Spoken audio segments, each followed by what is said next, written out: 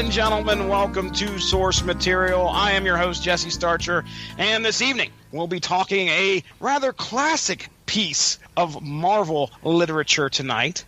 We are going to be discussing the Trial of Galactus, going back to oh goodness. Jesse did not look and see what year this came out. I know it had to be early 80s. I'm going to look it up, though. But before I get the answer to that, or actually while I stall to get the answer to that, let's go ahead and bring on the guests here, as always. The one, the only, the patriarch, the Mark Radulich.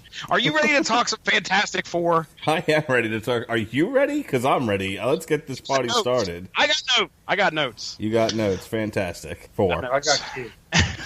I got kids. All right, now listen. Our second guest this evening, his name is Pat Mullin, the punchy pugilist, as he's known, or totally 80s. Pat Mullin, right here on the Radulich and Broadcasting Network. Pat Mullin, you're a Fantastic Four fan, aren't you? I may be the biggest Fantastic Four fan. Boy, cannot wait to explore that as we go through. Let me ask Pat a question. Pat, which of the Fantastic Four Fox movies made you want to burn down Fox Studios? The first one or the second one? That would be all of the above. Oh, okay.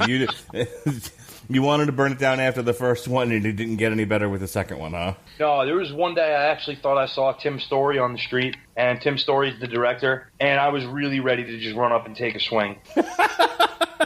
You son of a bitch! Pretty much. There's so much wrong with those movies. So much wrong. Which one? It was the second one of the first series there where... Do you guys remember how, like, all of a sudden holes just started appearing in the earth?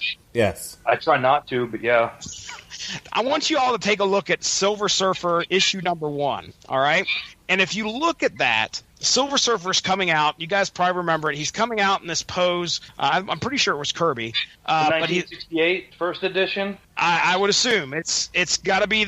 because I can clearly see Kirby art in this. Okay, so yeah. Okay, so he's coming out on his board, and like you could see the world in the background.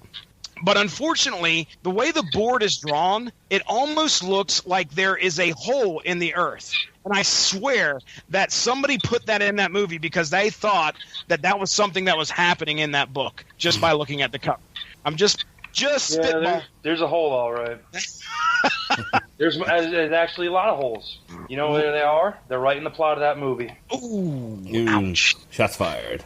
So we're starting on a very negative note here for the Fantastic Four, but it's going to be quite the positive discussion in regards to the Trial of Galactus, which I found out, Mark Radulich, came out in May. Well, what we're discussing here started in May of 1982. All right, so this is a trade that you got, right, Mark? Yep, but I actually collected the original issues. And Did you really? Yeah, and to this day, the actual cover of the Trial, where it's a red background with all the faces, and Reed's the only not colored person, but Reed's the only character that's colored in, and he's standing there with the chains on. I'm like, I need a poster of that to hang in my room one day. It looks amazing. Yeah, Mark got racist to everybody, and it only took 5 minutes into the show. Take a drink. Oh, we're drinking when we make racist jokes now? Oh, because boy. if that's going to be the story, we're all going to have alcohol poisoning by the time this is all over. Well, welcome to the Radulich and Broadcasting Network. Okay, so, yeah, we got this trade. Now, are we synergizing with anything here, Mark? Is there anything coming up that... Yeah, people have said, somewhat glibly, that the best Fantastic Four movie ever that's ever been produced was actually the Pixar movie The Incredibles. Pixar's Incredibles 2 comes out this Friday. This is going up the Monday after it comes out. So when you're listening to this on the Radulich and Broadcasting, because we're used to recording on YouTube, where I kind of have to play both sides of the calendar. But in this particular case, when this goes up on the Radulich and Broadcasting Network, The Incredibles 2 will have already debuted. Let's talk about what we're getting into here. These characters, the Fantastic Four. Pat, you're a big Fantastic Four fan. Let's hear your best description of the Fantastic Four. Well, they're the first family of Marvel Comics, almost literally and definitely figuratively. They are a literal family in terms of Reed, who is the patriarch, is married to Susan, whose brother Johnny is another team member, as is Reed's best friend, and in a lot of ways a surrogate brother to Reed in terms of their relationship, and a surrogate older brother to Johnny and how they interact. They are 4 people who are extraordinary in various ways, who really represent the necessary elements of what keeps people in their lives together. There's been talk of how each of them represents one of the 4 elements. Ben representing the earth as a rock, Sue representing the air with her invisibility and force, Johnny obviously is fire, and Reed with his malleability and form functioning is water. And throughout, 50 plus years of publishing these stories, despite the extraordinary circumstances they face constantly on a cosmic level, or a parallel universe, or subatomic level, what really makes these stories great is the relationships between the characters and how flawed they are, how real they are, how relatable they are. And what we have here really is one focused on Reed. And in my opinion, unpopular opinion, but one that makes a lot of sense to me, Reed's the greatest hero that there's ever been in the Marvel Universe. Because at his core, despite his ability to stretch and his, vastly superior intellect, Reed's still at his heart just a man. And he takes on the most extraordinary circumstances on a regular basis, finds these threats to the Earth, and somehow he's really the guy who more than anything stops these threats to Earth on a regular basis, and even on a bigger level than just Earth at times, like when he dealt with the Nihilists in the Negative Zone, his first dealings with Galactus, or people like Blastar, and the Molecule Man. All these incredible characters and threats Reed's taken head on and found ways to stop them, including the biggest villain in the Marvel Universe, Dr. Doom, who is Reed's arch rival, and Doom's really never found a way to really one-up Reed on a big scale like that. There's been little Pyrrhic victories for Doom he can hang his hat on, but really Reed's been the guy who's been at the center of everything, making it all happen. He's supported by, his brawn, his right hand, Ben, his left hand, his conscience, his heart, Sue, and in a lot of ways, the things he forgets to do, like have fun, Johnny's there to remind him how to do that. These great interpersonal relationships between these characters that have been crafted for so long give this book a lot more than your average superhero story. And in reality, the Fantastic Four has always been more of an exploration and adventure story than a straight tights, beat somebody up, throw down, slobber knocker type of comic book. That's the one. This is the book that made Stan Lee not quit comics like he was planning to. He got to do a superhero book his way. He crafted these characters from his head and Jack Kirby's pencil, and we get fundamentally what set the tone for what separated Marvel from DC. Marvel wanted flawed characters with personalities and complicated life issues and all these things, and the Fantastic Four is the book that made that happen in the first place. So we have these stories that have gone on for years and been treasured, and this is one centered around Reed, who kind of is oftentimes the most overlooked member of the team. I've told you guys offline, I really haven't read a whole lot of Fantastic Four stories. I knew the characters. Man, I'm trying to think of some of the biggest events that I've had the chance to read where the Fantastic Four were involved. And really the first one that comes to mind is one of the most recent. And Pat, you can spout your opinion here in a second on this, but it was Secret Wars, the most recent one, where at the end, the Fantastic Four are no longer pretty much in the Marvel Universe. Does that upset you that they took these guys out of the Marvel Universe as long as they did? Because they're actually going to be coming back here sometime this year. Yeah, they're due for a new series actually in August, which is great for me. I couldn't be more excited about it. But at the same time, it was one of those things where it kind of shows just disrespect to these characters, unfortunately, that we've gotten used to thanks to Fox. Yeah. Sometimes for people to appreciate something, you have to take it away for a little while, which is something we hear all the time if you listen to the Bruce Pritchard podcast. When you take something away from somebody for a little while, all of a sudden they start clamoring to have it back. And this is probably one of those times where it's a combination of that and trying to undo the damage of the last effort at a movie. Mark, I'm going to pitch it back over to you here. We got the next big character that we've got to talk about is Galactus. what do you got to say about Galactus? Do you know much about this guy? What he does, who he is? Sure. Let our listeners know. Well, number one, I was a huge Fantastic Four fan. I remember that was probably one of the first comic books I was collecting, and I had tons of issues, and it might have actually been the Trial of Reed Richards, just kind of walking through a 7-Eleven or wherever it was I was at the time, and seeing that cover and really being drawn to it. I've always been a big fan of science fiction. While Marvel definitely deals with a lot of fantasy, there was always a degree of science fiction with some of their characters, and that was a big part of the Fantastic Four, and that's one of the things that kept me reading. There wasn't a lot of politics involved. I liked Reed Richards as the inventor and tinker, and he was always coming up with these new, inventions for the Four. I loved Thing as sort of the tortured monster character. I thought they all played off each other really, really well. So there was a lot of grist for the mill with the Fantastic Four. Now, you asked me about Galactus. my favorite world eater, first of all, is Unicron, but Galactus is a close second. I always thought Galactus was a real interesting character, and it's one of the reasons why I wanted to talk about this story, because when you at first blush Galactus comes to eat your world, you think, well, this is a malevolent being, but we all got to eat. We all got to eat to live, and sure. And to the deer, human beings are evil, right? But we're just hunting to eat, and we bear no malice towards the deer. It's the deer's got to be dinner, and that's kind of how I always viewed Galactus. And that's what gets brought out in this story of the Trial of Reed Richards, or the Trial of Galactus, however you want to frame it. Is that is Galactus a malevolent being, or is he a force of nature? Over the years, they've talked about, and in the story it gets brought up Galactus's origins and everything, and it really gets drilled down that that Galactus is one of the most powerful beings in the universe, but he serves a cosmic purpose. There's not much more to him than that. Mm-hmm. Pat, you know much about the Terrax the Tamer? Terrax was the herald for Galactus, I believe, post-Fire Lord, which was post-Silver Surfer. He was a guy who had conquered a small civilization on a planet.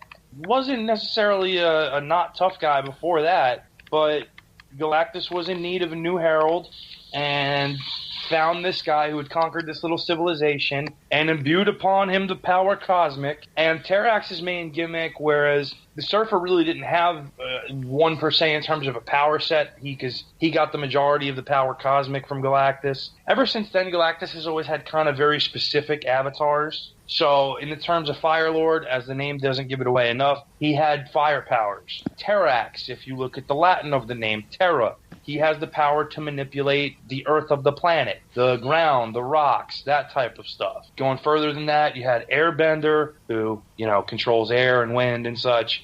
So you had, that's his deal, that's his gimmick. And except for Terrax became more power hungry. It's because of that nature. Like, if you look at the Surfer before he became a Herald of Galactus, Norrin Radd was a pretty good-hearted guy, and somehow the power cosmic tends to imbue a little bit more of your personality in addition to amping up what you can do. So it magnified more of the good in the Surfer. It magnified more of the hungry nastiness in Terrax. Yeah, that's going to be a pivotal part here in this series. That's why we bring him up here, because you're going to hear his name come up quite a bit throughout the synopsis. Now, I want to go ahead and take the lead on this one just because I think I have the wiki in front of me.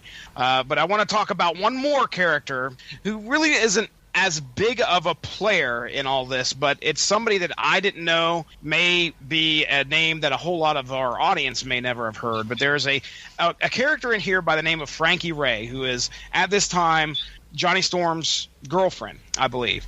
As these events unfold, what we find out is Frankie Ray ends up becoming a herald herself. So if anybody out there is aware of the herald by the name of Nova, we're going to be talking about her in her previous form, which I don't even know if she had a name, a superhero name, as she was flying around with Johnny Storm. I'm on the wiki here. I was going to say that her aliases was Francis Hyatt and Human Torch. So apparently she was known as like the second Human Torch at that time. I have no idea. But and that's from MarvelWikia.com. All right. Well, let's go ahead, and I want to tell you guys, ladies and gentlemen, this story covers a total of 9 issues. 1, 2, 3. Yeah, 9 issues. The first set we're going to talk about is 242, 243, and 244 of Fantastic Four. And then the second set is 257 through 262 of Fantastic Four. So that's what we're going to be discussing tonight. Before we get into it, you guys have any other burning desires before I jump into a synopsis, Mark Radulich? No, man, let's do it. All right, Pat Mullin. Let's rock. All right, here we go. All right, so issue 242. It's Christmas time, and the Fantastic Four are celebrating. Hollis, Queens, mom's cooking dinner and college. Sorry. Thank you. There's one other person that we may have failed to have mentioned is that Reed and Sue have a son right now by the name of Franklin. I don't know if we brought him up when we was talking about the Fantastic Four, but yes, he doesn't really play much of a part in here. He definitely will later on in the Fantastic Four issues and Power Pack, the Marvel Universe as a whole. But Power Pack. right now we're kind of in the beginning stages of learning who Franklin Richards is. So Christmas time at the Baxter Building here. They're celebrating, and Franklin and Reed and Sue are decorating the tree. So they're just celebrating the Christmas season. That is until Terrax the Tamer, Herald of Galactus, comes to town. Yeah, he does. And he scuffles with the Fantastic Four and envelops the whole island of Manhattan in a bubble with his power cosmic, slowly transporting it into space. His gambit: force the Fantastic Four to destroy a weakened Galactus, or Manhattan will be torn asunder. So that's issue 242. 243. Faced with this tough choice, the Fantastic Four must make a decision. Although we understand they are not alone in potentially facing Galactus, as other heroes were taking along with the city into space. Iron Man, Captain America, Thor. We see Spider-Man and Daredevil, which they're kind of just like on the sidelines. Doctor Strange, I think, shows up. Wasp is in there. Now, Reed does not wish to confront Galactus, but Terrax, of course, is pushing him to do something, or Manhattan will be destroyed. Realizing Terrax's treachery, Galactus undoes everything that Terrax has put into place. Also, siphoning the power cosmic from him, leaving Terrax to fall to his apparent demise. Galactus, still weakened, realizes that he must feed and plans to devour Earth. As Reed tries to reason with him, Iron Man, Wasp, Captain America, Thor, and even Doctor Strange attack Galactus to try and stop his plan. The combined forces, with one last blow, landed on Galactus from a launched into the air thing. Galactus falls. Shortly after, Reed discovers that Galactus is pretty much dying and understands that they have to save Galactus. 244. Piecing together some crazy machinery and using Thor's hammer as an energy source, our heroes heal Galactus to a waking state. Now Reed makes a bold move and gives him the coordinates of a few life-sustaining planets that are uninhabited. But because Galactus is weakened, he does not have the power to make it there. Enter Frankie Ray. Now, we kind of already discussed a little bit about what she done, or who she was. She makes the choice to become the Herald. This isn't something that, Galactus is like, I choose you. No, he's like, he's looking for somebody. On this? I didn't mean to. That was totally unintentional. But he doesn't, pick her out of a crowd. She offers herself and her power to become his Herald. And he says, okay, so be it. And much to the chagrin of Johnny Storm, she becomes the Herald Nova. Poor Johnny, because let's just take a minute here and understand what the kid's going through in the lead up to this. So, for those who don't know, the greatest love affair that Marvel ever wrote was between Johnny Storm and an Inhuman named Crystal Immaculate. That's right. Well, Johnny and Crystal, for the better part of 20 years, had this beautiful romance with all these twists and turns. They really were a Romeo and Juliet of the Marvel Universe. Then this thing happens where this real jerk who nobody likes and is a horrible character, and he's a dirty, stinking mutie, and his name is Quicksilver. The muties. Yeah, he gets involved. She finds this, amnesiac, beat-up Quicksilver, nurses him back to hell, and thinks she falls in love with him, leaves Johnny for Quicksilver, which didn't make any sense at the time. Quicksilver, of course, becomes a domestic abuser. So just to really show you where her head's at. Yeah. Mm-hmm. So Johnny's had his heart broken, stomped out. He feels terrible. And then he meets this chick, Frankie, who's just bananas looking, fantastic. All this good stuff. Hey, I'm back. I'm Johnny. I'm me again. I can, laugh and do all these things. And I've met this terrific girl. And now she's willfully agreeing to just leave him to be Galactus' herald. Yeah, it was strange because when you first kind of see her after the news of Galactus breaking, she's just kind of like, Galactus, and then she like thinks one word, and I was like, does she know who this guy is? She had interaction with Galactus in the past or something, and I really don't understand the motivation as to why she did that. Is there something I'm missing, Pat, that you're aware of? See that? No, this basically this was a long-term plot to just kind of introduce a new herald to Galactus and his world. The problem is they never decipher a clear reason as to why this is done the way it is. And because of that, it's a little bit short-sighted in the writing. You would think maybe this is going to lead to some bigger build down the line, and it doesn't. Like, nothing ever really happens with Frankie Ray of a significant level. So it's a weird long-term introduction to a character who winds up never really doing anything. Just kind of has Johnny Storm spinning his wheels and looking stupid and heartbroken again. Oh, that's sad. Yeah, I mean, I don't have it in my notes, but it's evident in the later issues that we're going to be discussing. As she is Galactus' herald, she's like falling in love with Galactus. And like, okay, this is kind of strange. I mean, they don't really... That doesn't resolve itself by the time we're done reading here. But that's sad. Well, there you go. So, yes, Johnny is... to encapsulate all that in my notes, I put Johnny's upset he lost his girl. So, yeah. A bit underselling it, sir. Now, also what's interesting is Galactus, who, has, I'm sure, encountered plenty of adversaries going from world to world and eating them, now looks upon Reed Richards and says, you may be actually one person I could possibly call a friend. And then he promptly beams himself out of there, and Galactus goes on his way. So that's really where we end that 3-issue arc. Mark, I mean, what do you think of these 3 issues? What do you got to say? Take over. Again, I want to dig into, I think, the real highlight of this thing and what ends up spawning the whole trial of Reed Richards. They had Galactus beat. They, when viewed from the view of the ants, essentially, there's this big, there's this cosmic being out there that serves no other purpose but to bring destruction and sadness to people. Just, destroys their worlds, their homes, murders people by the millions, etc. And they had him beat. Earth's mightiest heroes had him on his back, and he was shrinking. They could have rid the universe of this character, and saved themselves a giant cosmic threat. And Reed's like, no, that's a bad idea. Mm-hmm. This is going to be a bit of a leap, but it kind of reminds me of Star Trek 4. You're going to have to explain, sir. Have you ever seen? Yeah, it's also not a good movie. Oh, shut up! It's going on my list of top 10 movies that have affected me. By the way, just for that. Be ready to comment, Pat. Just be ready. It affected me too, but I don't think you want to hear why it affected me. The whole thing, I mean, granted, and I know part of why Pat's britches are in a bunch over it is it really was like a screaming letter at the world about conservationism, and oh no, I don't even hate the Save the Whales thing. It's just Star Trek essentially work on the narrative of odd number bad, even number good, and that's really just, it follows that narrative completely.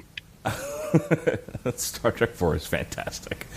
In any case, it's right up there with Superman 3, another one that's going on my list. Anywho. Have you ever seen it, Jesse?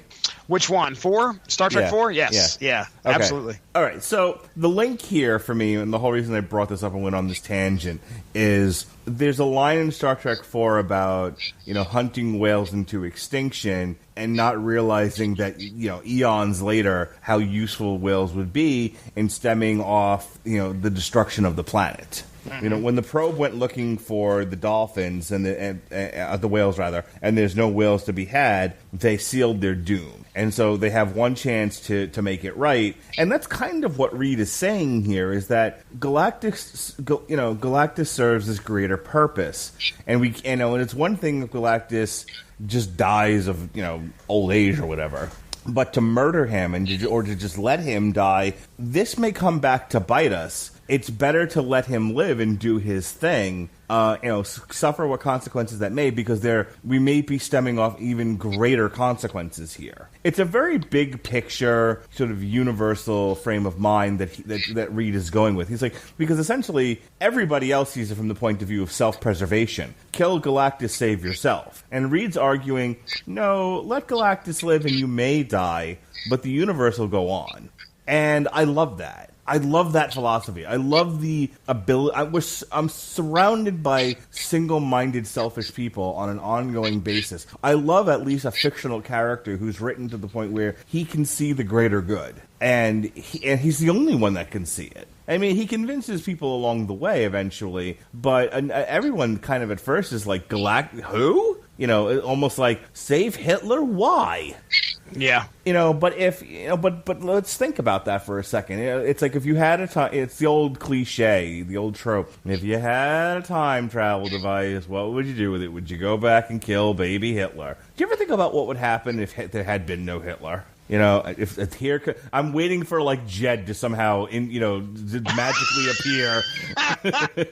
The world would be better, that sort of thing. You never know what would have happened to the world had Hitler not been. And I think people have made that argument before about what kind of state the world would have been in had there been no Hitler, rise of Germany, World War II, etc., etc. What kind of world would we be living in now? At a really wild house party during spring break 2004, I got super white girl wasted, right? And so, I don't know how I had this dream or whatever. It was really crazy. But basically, I was having a dream that I was watching a black and white documentary film about Dr. Mengele and how he loved to operate on twins. Okay. So the other thing I really liked about this first part is Wait a second. We aren't going to dive deep into the psyche of Pat Mullin here. Not even going to try. Ask for an explanation. Nope. First off, I want to know how it ties into things. What? He's talking about Adolf. Oh, okay. All right. Yeah, I knew where that was coming from. I just don't want to pursue it any further. Honestly, there's really not a reason. I don't have anything more than that. That's how. Just wanted to get that off your chest. Okay. It was the appropriate time to bring that up. Okay. Thank you for sharing. Come back next week. The other character I really liked in this first part is the character who would become Nova. It's a very, I brought up the whole, on the Metal Hammer of Doom, the whole Me Too movement and the sort of... Thank you, Lordy. This sort of second coming of feminism that's happening in the world right now. And even back then, here you have a character who gets zero credit because no one knows who the hell this character is. But is this not the most feminist character ever? She rejects her man. She rejects a relationship to go out into the universe and explore the cosmos. Who's like, there's an opportunity here for me to work for this other entity, and she has no moral qualms about selecting planets with millions of lives on. And she's like, yeah, it's part of the gig. But for me, it gives me the opportunity to see things I'll never see on living on Earth. And and all Johnny can think of is, but my penis. And she was like, I don't. My penis is being neglected. John Byrne. Not his penis, it's his heart. Damn it. It's his penis. John, if it's all in the subtext, Pat. Johnny Storm, the Human Torch, has the biggest set of blue balls you're ever going to see in comic books. The man just had a 20-year relationship broken up in front of him by a guy who beats the girl he loved. He's not. How is Galactus a wife beater? Come on. I'm not talking about him. I'm talking about Quicksilver. Oh, okay. Yeah, that's fine. And Quicksilver's not only just a wife beater; he's in love with his own sister, freaky deaky Dutch. Yeah, well, Quicksilver's a horrible human being. Horrible mutant. Just the worst. He's honestly just the worst. When he dies in Age of Ultron, spoilers, I literally jumped up in the theater and was cheering. And people didn't understand why I was so happy that he died. And I was like, read a damn comic book. Quicksilver is the shits. In any case, the point of all of this is that I love the idea of Nova sort of rejecting the relationship and everything about being a human being to go off and have this adventure. I thought it was great. I was like, yeah, go. Meh? What? Well, I don't, man.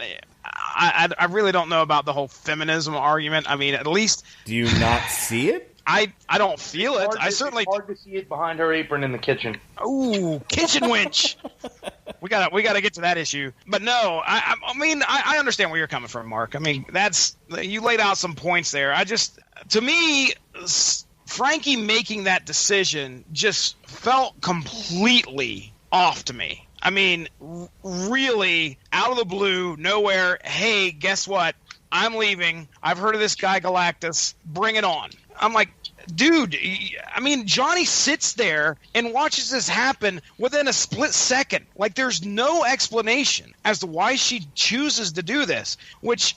You know, as a man, you want to leave me, fine, but give me a fucking reason why. What did I do wrong? Dude, that's not a reason. What? No. Just go off and... Galactus is going to give you more power than you'll ever have in your entire life. More power than any human being on Earth. You're going to be able to fly through space. Hang on. You're going to be... Now, right. I'm mad, okay? You're going to be able to fly through space, okay? Have power unknown to any other human being on Earth. And, like, the other option is fuck the guy that turns into a bonfire. Why? Okay, where to begin with the deconstruction of this? Do I need to bring my wife out here and have her explain it to you?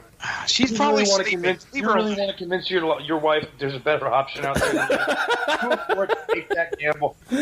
No, she knows there's no better option here on Earth than moi, than the patriarch of the Rattlegion Broadcasting Network. However, if I would offer her a cosmic option, she'd take it. I know she would. That's no woman wouldn't. Okay, look, here's your choices in this world right now. Stay on Earth, have weirdo guys send you dick pics, and This is 1982, Mark. There's no such thing as a dick pic. It was implied. You look at the gravity of the decision she has to make there. Again, live a mortal life or be immortal and see the universe. I don't know how you don't see that. How you don't see her choice being a valid one. Okay. Where did the choice come in? Is the thing that she imposed this choice upon herself. She volunteered. Randomly is like, hey, I'll be a herald. Yeah, I have no idea what being a herald means, but I'll do it. I don't understand the motivation. Other than the fact, I mean, she must have hated her position of where she was at in order to go and do that. That's the only thing I can think of. She was just like, you know what? We're back to Mark's all women are in bondage and slavery and whatever argument. I guess. I mean, it's the only thing I can think of. And it's not like they lay that out in the comic. Now, granted, we're starting in the middle of something here. I want to deconstruct this in a different way. So, I cannot believe that we are those three issues. We're talking about Frankie's decision to fucking go and be with Galactus. Go ahead. Yeah, let's just skip it. Can we just stop because it sucks anyway? That's source material for you. Look, let me break it down to you like this. Picture a girl in rural Alabama. No, shut up, Echo, Amazon. That keeps happening. Here's a girl in rural Alabama, and she dreams of bright lights, big cities, but she lives in a town of like 500 people. It's a one-horse town, and all she wants to do is get out, okay? But she could stay in her one-horse town in rural Alabama and marry the star quarterback and live a comfortable life, because not only is he a star quarterback, but he could have been a plumber. Except Frankie Ray lives in fucking Manhattan, where every superhero and the fucking world hangs out. You're comparing Manhattan to the universe, Pat. Manhattan is the universe. That's what this whole thing establishes. All right, move on. Here, I'm at the point in the book where she makes the decision, okay? Now, granted, there may be another aspect of this decision that we are not really making clear to the listeners, and that's the fact that, Reed and Galactus are trying to figure out a way that Galactus can go and find something to eat, pretty much. He's got to go find a Wendy's. He's got to go find a triple. Galactus needs something to nosh on. Galactus has come to the realization, like, look, I'll read it to you here. He says, I read within your mind the spatial, which I didn't know, like, fucking Galactus was telepathic, but I read within your mind the spatial coordinates of those worlds. They are too far for me to journey in my present state, should they prove unsuitable. The dilemma remains unresolved. I must consume the energies of your Earth, or you must slay me and end my hunger forever. I cannot accept that, Galactus. There must be a third alternative. And in walks Frankie. There is a third alternative, Galactus, and I can give it to you. She'll give it to you good. Frankie, what in the world? Hey! So, yeah, she says she's been studying the Fantastic Four's records. I know all about you, Galactus, and I know how Norrin Radd allowed you to transform him into your first herald, the Silver Surfer, so you would spare his homeworld, Zenla. I make you the same offer. Spare the Earth, Galactus, and take me as your new herald. Okay. So maybe she's just coming to the conclusion that she needs to be a herald. This still doesn't answer my question, which maybe you guys read it in the book and understand it a little bit better than I do. But does creating her as a herald give Galactus, like, the energy that he needs in order to get off planet and find... No. What his whole point was, if I get there and the planet's not going to give me the life essence that I need, I'm going to die, and that's not acceptable. So I'd rather take the sure thing and eat the Earth. But by creating a herald that can get there faster, she can get to the nearest planet, that she can get there, figure out that, hey, it's A-okay, and then he'll come, and he won't have wasted the energy and then end up dead. Okay. All right. So I was struggling with understanding the purpose of her becoming the herald in order to try and find him food. Essentially, instead of Galactus wandering around to see if there's a diner that's open, and then he sends an Uber food or whatever the hell it's called. Well, no, he just kind of. Do you like your regular creamy or al dente? Essentially, Galactus hangs out at the house, and he sends out the herald, and the herald looks for the 24-hour diner and says, "Okay, there's one over on 60. Come this way. Don't wander. Just come directly here." He's like, "I have just enough energy for that." And so he gets there and he orders his fries with mozzarella cheese and gravy, and he orders his coffee, and he's good to go for a little while. Extra cheese, extra onion, motherfucker. That's right. Oh, wow. All right. Pat, I'm going to jump into the next 6 issues unless you have something you'd like to say about these first 3. God, no. Can we just move on to the fucking Ray? I didn't know anything about her until we read this book and had this podcast. And now you know way too much. I didn't know any, and now you know why you didn't, because she's a worthless, horrible character that we really can do well without. Poor Johnny Storm. Frankie, no. Are you out of your mind? Do you have any idea what you're saying? Yeah. Fuck off, Johnny. That's right. Get out of here, blue balls, with the blue balls torch. All right. So, all right, here we go. We are going to get into 257 through 262, all right? All right, so issue 257, Galactus is dying and he struggles about his hunger. All right, so this takes place, remember, folks, this isn't immediately after. There's quite a span. How many issues?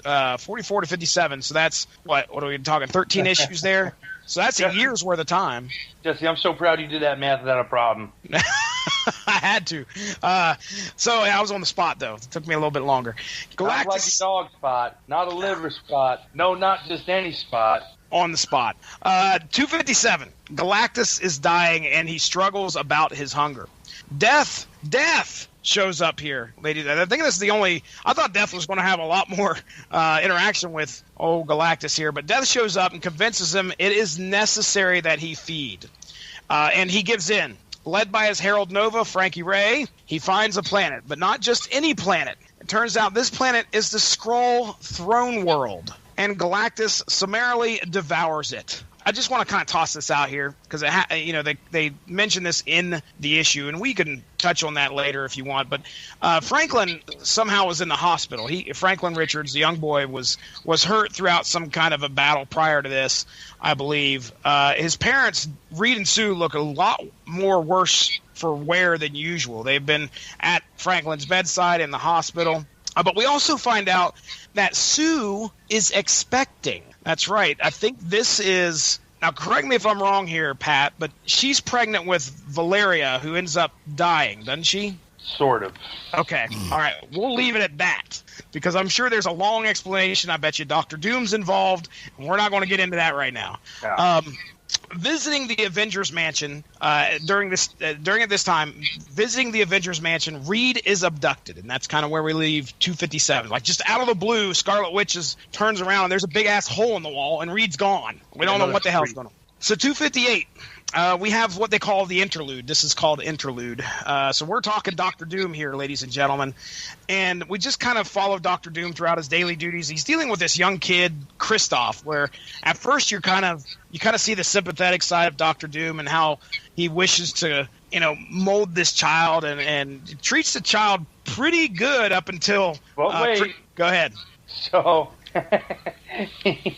I forget what the exact instance is of Kristoff that he does some little minor thing that really just pisses Doom off. He's like, he compares him to Magneto. He starts talking off about Magneto. That's what it is. They're asking about somebody who can potentially take on Doom's chamber and not be killed by the cosmic rays. And the kid suggests Magneto as a potential suitable person in there, someone of great power. And he compares Magneto's power to Doom's. And that's enough to set Doom off. First of all, you compared him to a dirty, stinking mutie.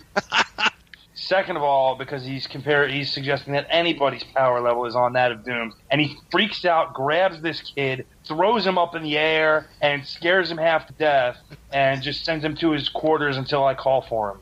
I was like, oh, shit, this kid's dead. No, thank goodness. Kristoff's still alive. No, not thank goodness Kristoff's still alive, but we'll get there another day. All right, and Doom's search for for cosmic power leads him to kidnapping Tyros, formerly Terrax. Yes, Terrax is still alive, ladies and gentlemen. He is bandaged head to toe and in a hospital, but Doom has found him and has brought Terrax back to Latveria. And there's a plot here to give Terrax his cosmic power back, setting him loose to try and kill Reed Richards. Now, in 259, Tyros or / Terrax versus Ben and Johnny pretty much happening here. With the help of Dr. Doom, Susan ends up jumping in as well. So there's this big fight between Terrax, who's like, bring it on, I'm getting my revenge. You guys betrayed me, and Galactus, he also depowered me, and now I've got the cosmic power back. You're all going to suffer. So Susan jumps in there as well, much to Dr. Doom manipulating her to become involved. Also, at the end of this, Silver Surfer shows up in the very last page, who says he's inspecting a matter transferal beam that was used, and he must investigate. Now, getting into issue 260, the battle continues. Susan decides they need Reed to help, so she sends out a signal, but Doom grows concerned when Richards does not show. Seeing this, he tries to stop Terrax. Now, Terrax is pissed at him as well, so we got Doom versus Terrax in this. Silver Surfer arrives. The shit just keeps getting escalated more and more, and now it's between Terrax and Silver Surfer. There's a fight going on. Terrax ends up losing the battle and his life thanks to some treachery of Dr. Doom. Back, I think it was an issue or two ago, where we find out that he imbued Terrax with the cosmic power. However, the experiment he knew was not fully developed, where this cosmic power was going to just pretty much eviscerate Terrax within a certain amount of time. Well, that time reached. It's Apex, and sure enough, Terrax falls. I don't know. I mean, I think it dissolves into a puddle of nothing practically. And Dr. Doom is also thought to be dead as well, as he was at the center of this battle between Silver Surfer and Terrax. But of course, we know better. And also, by the end of this issue, guess what? Sue can't find Reed. She's looking for him. Where has Reed Richards gone? 261. Sue still can't find Reed. Talking to the Silver Surfer, they find out that he is no longer on the Earth. Our trio take a ship to find the Watcher on the moon. The Watcher brings them to a ship in a league of ships, only to find Reed has been taken captive and is about to be executed for the crime of saving Galactus. So yes, if you're following me there, the Fantastic Four, what was left of them, went and found the Watcher. The Watcher's like, yeah, I know where he's at. Transports him, and boom, they're right there at the trial. Now, the Watcher kind of steps in here. I guess that was probably another character we probably should have talked about. Can I turn it over to you, Pat, real quick, just to kind of give us an idea who the Watcher is? Sure. So this specific Watcher is Uatu, and he's the one that generally presides over Earth and its inhabitants as a race of Watchers. He's the designate for that section of the universe. The Watchers are basically the custodians of history. They observe and record everything, are sworn not to interfere. However, Uatu at some point missed that memo because over the course of his existence, he's constantly interfered on behalf of Earth's heroes.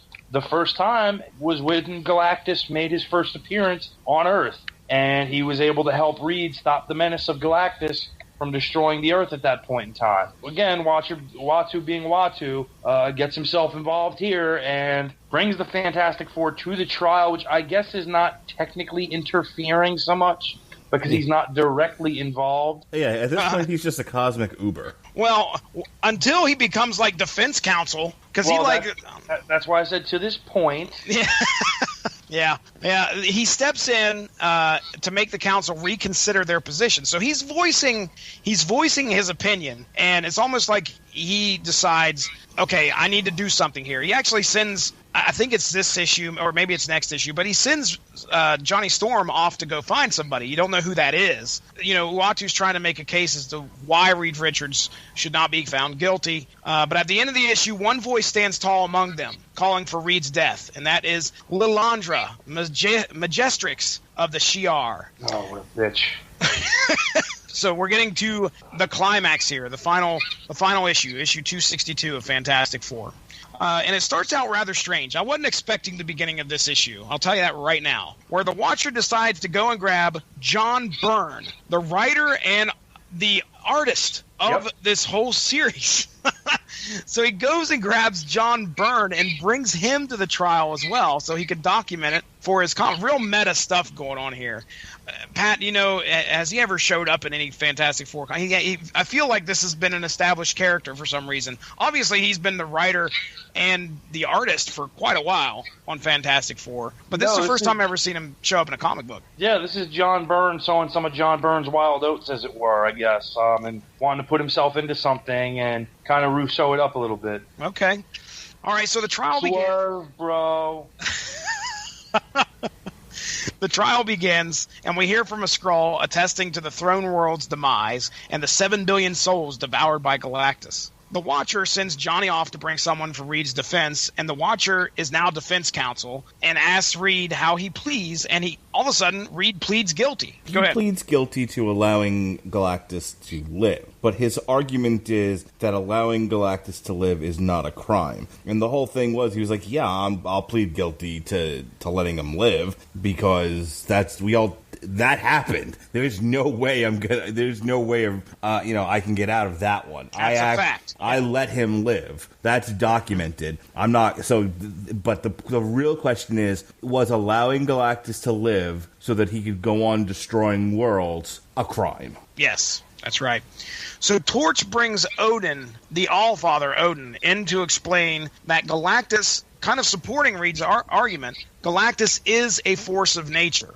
We get an origin of Galactus, who I'm going to do my best just real quick to kind of explain. Galactus is he's a being prior to our universe's beginning. So he was like the last of that universe, and then emerged a changed person in our universe, and with this insatiable hunger.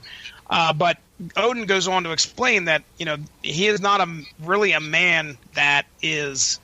He's not a man that has good or evil intentions. His job is to serve the universe by doing what he needs to do. That's my best explanation from what I read. So Odin leaves after this explanation, and Galactus arrives. His first thing to kind of say is like, hey, look, I consider Reed a friend. Now, that does a little bit more harm than good here. And the Watcher and Galactus decide, okay, well, let's see if we can get somebody else in here to maybe sway the argument. And their combined powers summon the great Captain entity... Planet. the great entity Eternity. Now, this is where we get into Marvel cosmic trippy stuff, all right? So follow me. Eternity brings everyone's mind into one single mind. And then at the end of this, we find out by John Byrne telling the tale and Watcher urging him to do so quickly, as the memory of these events will fade. But we find out that the trial is pretty much over, and Reed Richards will always be remembered as an innocent man. So there you go. That is the events leading to and the trial of Reed Richards there. Mark? I just thought it was great, in an action-adventure sci-fi series, really meant for kids and maybe some, college dudes, that they're debating the nature of this being. Let me stop you real quick. Let me stop you real quick. You mentioned a comic. This is 1982, 1983, and this is stuff that's coming out in comic books. I mean, me and you were 5, 6, 7 years old. And you were picking this up off the stands. This is some heady shit for a kid. And it's, right. I'm not saying that's bad in any way. I'm saying that's great for a comic. In 30 to 40 years, we went from is this a man or a force of nature to zombie guy doing fucking flips off a trampoline. Bam, zombie land. Wait a second. We have regressed, sir. That's where. What was that, Pat? Damn Skippy, we have. It's like you as a kid, again, in 1982. That's where we are. Yeah, I'm 1983. Yeah, okay. I'm between 6 and 7 years old, between 82 and 83, and I walk into a 7-Eleven and I can buy this comic, and I'm taken to this courtroom across the universe, and we're debating whether or not that a guy who eats planets. Is he evil, or is he just doing a thing? Is he as natural as a hurricane or a tornado? Neither of which are inherently evil, but cause massive destruction. What do you do about it? I mean, we live in a world where we're trying to stop hurricanes if we can. I think we'll settle for just getting the people out of the way if we have enough time to do so. Right? What do you do if it's a sentient being that's coming to eat your planet? What do you do about that? And is it just one of those you just roll over and let it happen? Do you try to stop him? And again, 30 to 40 years later, if I hand something that the 5 or 6 or 7-year-old could pick up at a store is going to be Teen Titans Go or some horse shit. It's going to be Beast Boy farting on a snare drum. Yeah.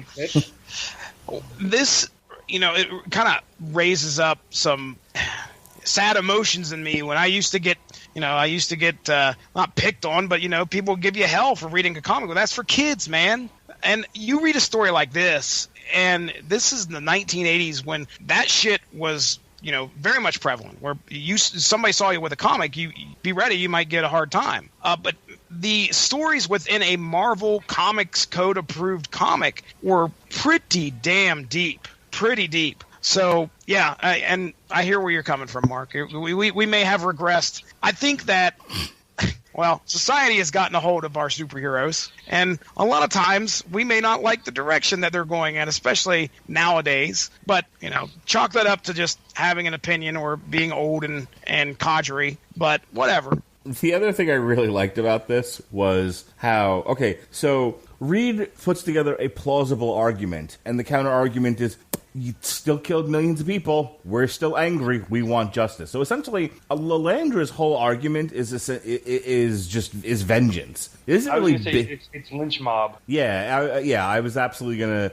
use a similar phrase. It's mob mentality. We hang this guy because he hurt us. He allowed Galactus to destroy our homeworld, and we want our pound of flesh. That's her whole argument. Okay. And Reed is like the stand-in because they can't put Galactus on trial, even though he's the one responsible for everything. Right. It's They're almost like, no, an wait a admission second. that Reed's right, isn't it? Like, well, we can't really put Galactus on trial because he is what he is, but you allowed him to live, so it's really your fault. Well, I think more. It's not really so much that he's a force of nature that they won't put him on trial, so much as they don't want to give him the open invite to be at the World, just in case he gets the munchies all of a sudden. Yeah. Just saying. You're guilty. Great, I'm hungry. I'm guilty. Don't make shit to Guess me. What? I also haven't had a bite in a couple hours, and you smell pretty good. Yeah, suddenly he turns into that female duck from the Daffy Duck cartoon. I'm guilty of being crazy about you, darling, and takes a big bite out of him. Anyway, And once again, Jess has no idea what I'm talking about. I know that's a cartoon reference. I'm trying to place it in my head, but there we go. Moving on. Anywho, what I was getting to, because it's my usual cynical self. You have Reed who lays out a perfectly logical argument, and they're just like, nope, pound of flesh. All right? Here's Odin to tell you that he really is just a force of nature. Nope, pound of flesh. Well, here's Eternity. Okay.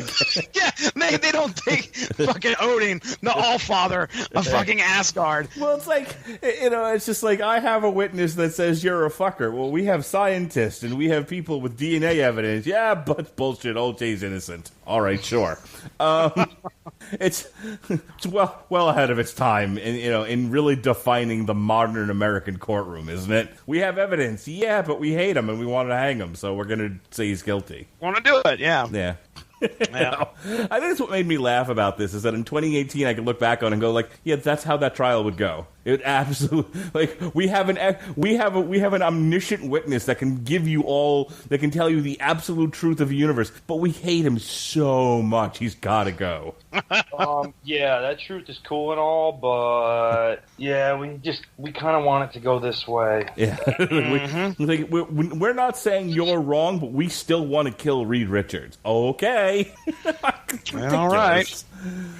I think it ends up working out though, isn't it? It's like Eternity kind of gives his testimony. Everyone sort of figures out that it's a force of nature and Reed's innocent, and then they just reappear at home again. From what I remember, through some cosmic bullshit, and I mean, it's back to the kitchen, Lalandra. Charles Xavier's hungry. Yeah. Now, Pat, you said that you felt this was one of the definitive stories of the Fantastic Four and possibly the Marvel Universe itself, if I remember correctly. You want to explain? Yeah, I mean, again, you're talking about multiple cosmic empires, all converging about Galactus and not knowing what to do, and they're going to figure it out because so who do they go to in terms of, we want somebody to be responsible for this, that we can punish for the lives lost here. And what do? They look to Reed. They look to a human man from Earth who, on the cosmic power scale, does not register very high. He's not a Thor-level powerhouse. It's arguable that he has one of the more underwhelming superpowers that anyone in the Marvel Universe who's a major player has. So you go from there, you kind of look at him as, well, what really sets Reed apart? It's stories like this. Reed, just through sheer intellect, is involved in the biggest story you can possibly be in, where he's being held responsible by all these different galactic empires for the continued living of Galactus. And so the fact that there's that scope and he is the biggest involved party of it is really telling as far as how important the Fantastic Four are to the Marvel Universe as a whole, and especially Reed. You're talking about Reed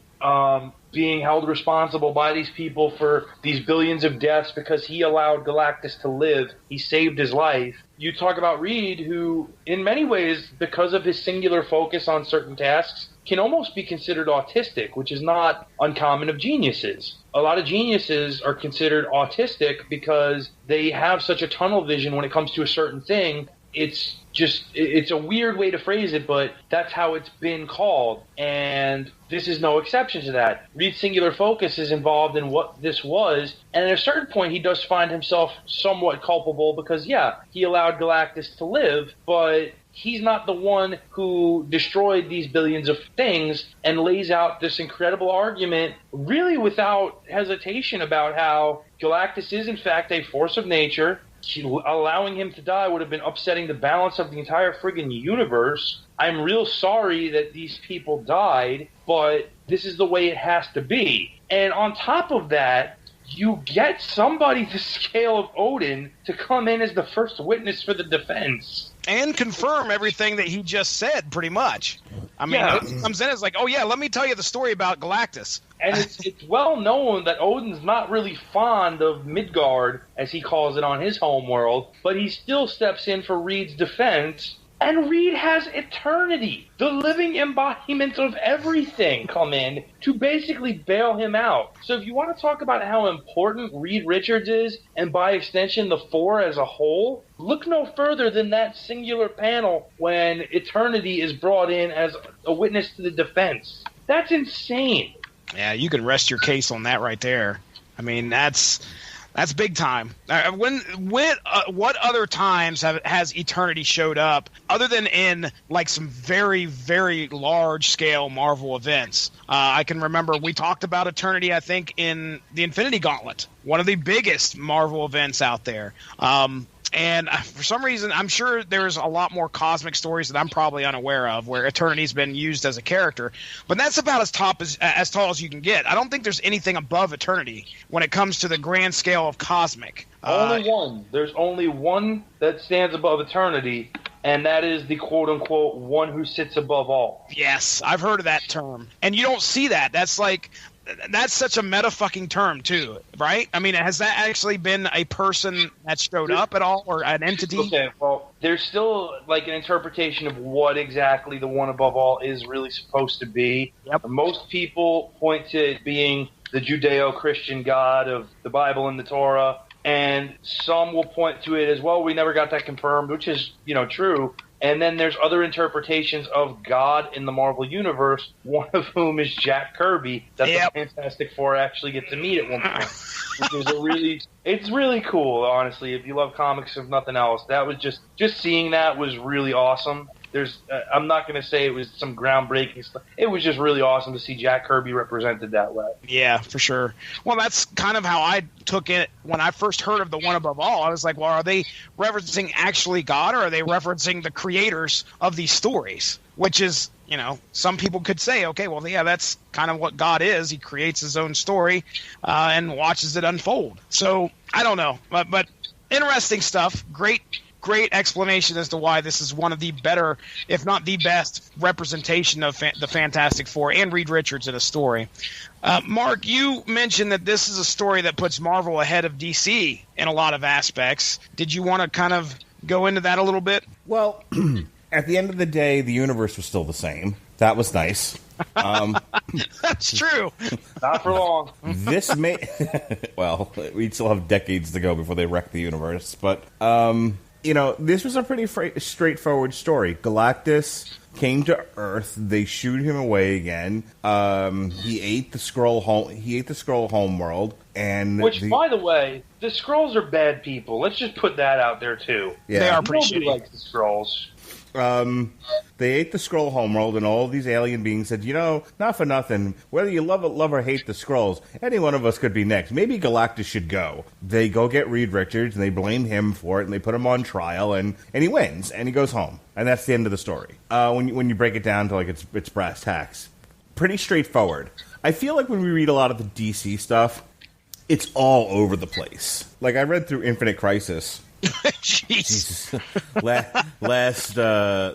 the hurricane last year in Tampa, and by the end of it, I was like, I don't know what the hell I just read. Is this the one where? Because you read mishmash crap. Is this the one where Superboy punches a universe he punches a hole in the time stream continuum? Yes. Okay. All right. Yeah, it's been a while since I read that. I remember enjoying that a little bit, but I remember being confused as well, where I think I had to pick up a compendium or some shit. That's saying something when you got to have one of those on hand. Yeah. But go ahead. So that's my point. Like, not to say that every Marvel story, I mean, certainly, again, we'll go back to the Iron Fist story that we read last year. Not everyone's a winner, but I feel like Marvel seems to handle the grand scale a lot simpler. Even, I know Pat hated it, but even the latest Secret Wars, that made some degree of sense. The universes were all collapsing. They all became, a big fruit salad, and fruity it was. And so you had these sort of individualized stories, and then but the main story was essentially Doctor Doom became God, and they had to ungod him and set the universe right again. Okay. And who had to be the one to do it?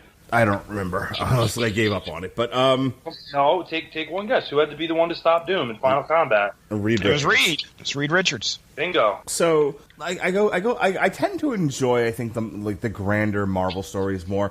Like I said, there are some DC stories I've really enjoyed. Loved Emperor Joker. This will be the second time in as many weeks that I've mentioned that.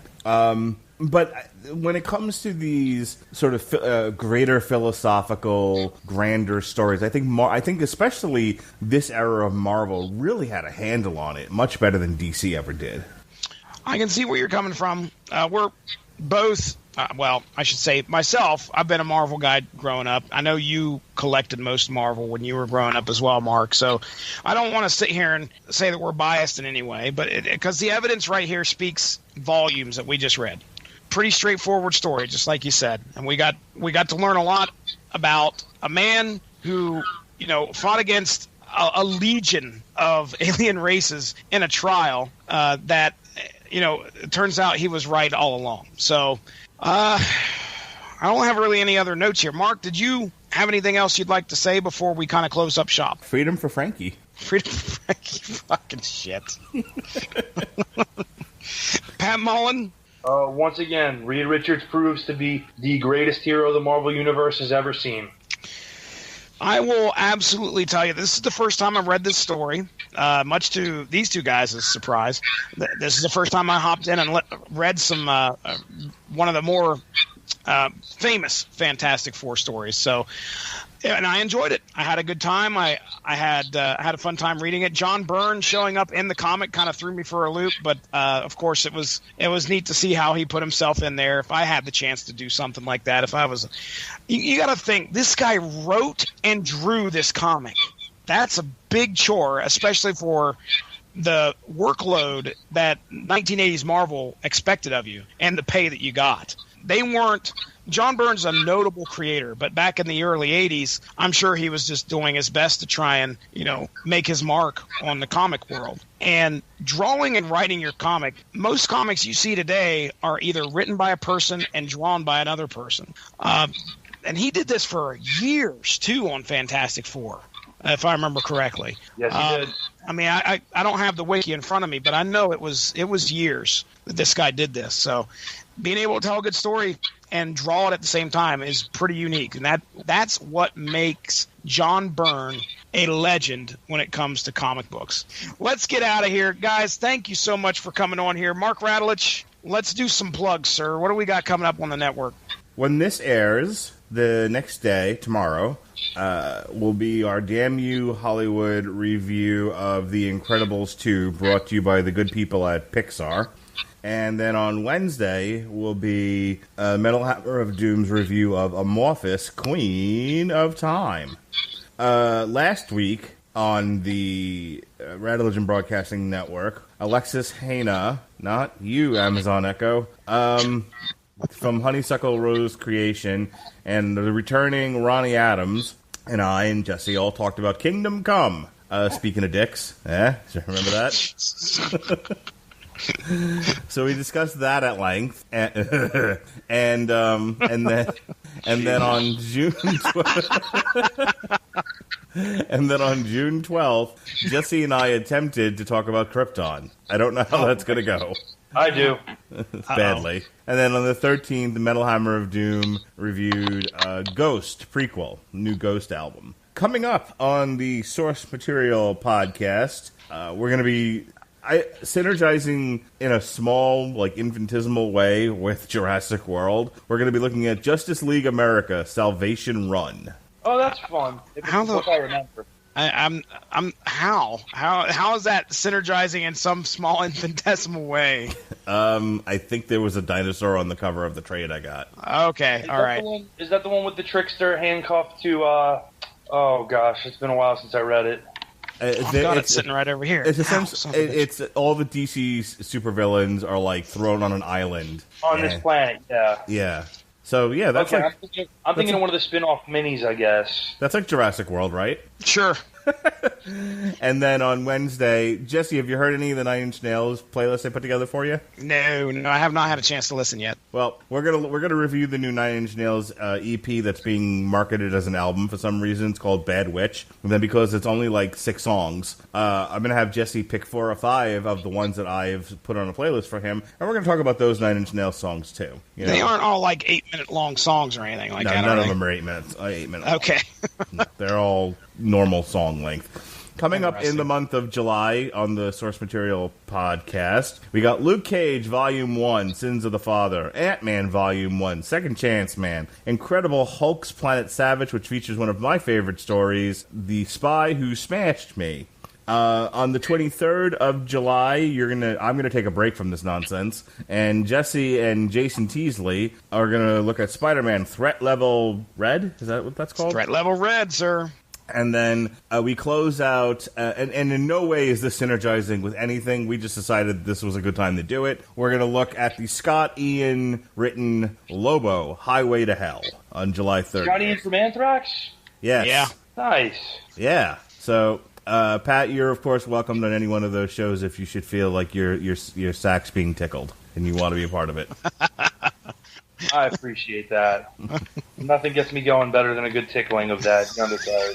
I like I said, if anything we're doing tickles your sack, you let us know. Ye old sack tickle. On the Metal Hammer of Doom, have you guys ever done Typo Negative? Yeah, we did an entire retrospective. Did you? Yes, we did. I was not part of that. That was a while back, wasn't it? But if you're why interested, was I not involved in that?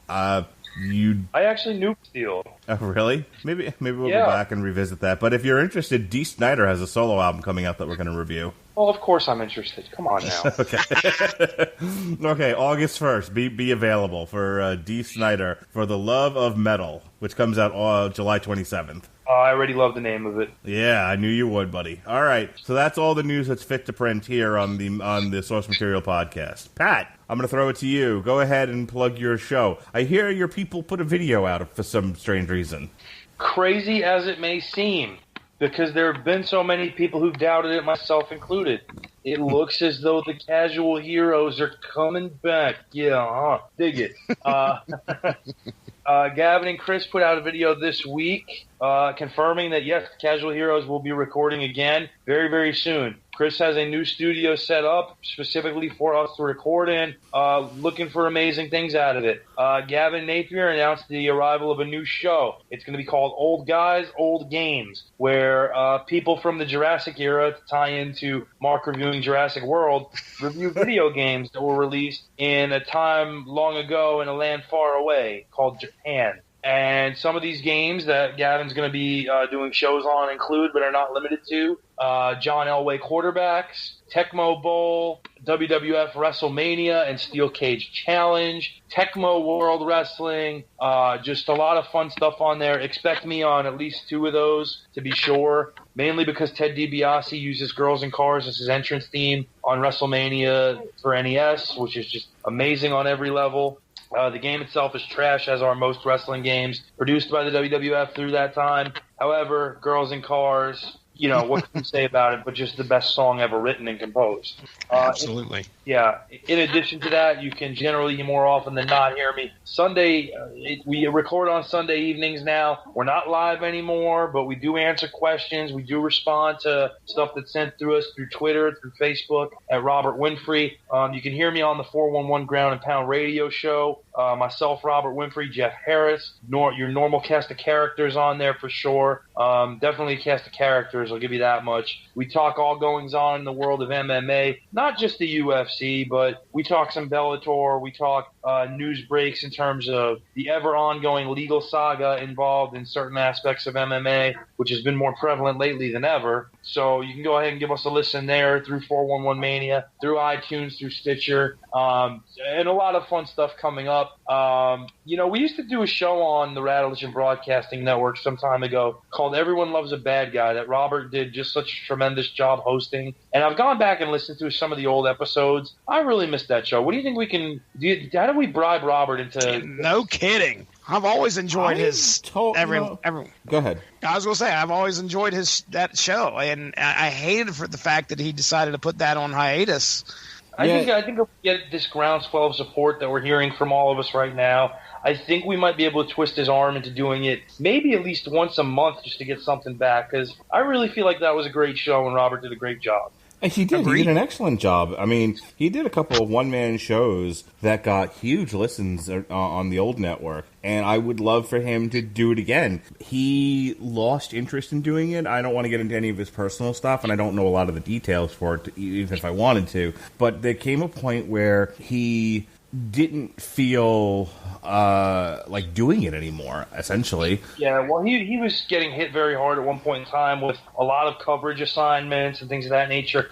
And when we were recording, we were basically had a gun to our heads. We had to record live because of the limitations of Blog Talk that we were working through at the time. We don't miss that. Mm-mm.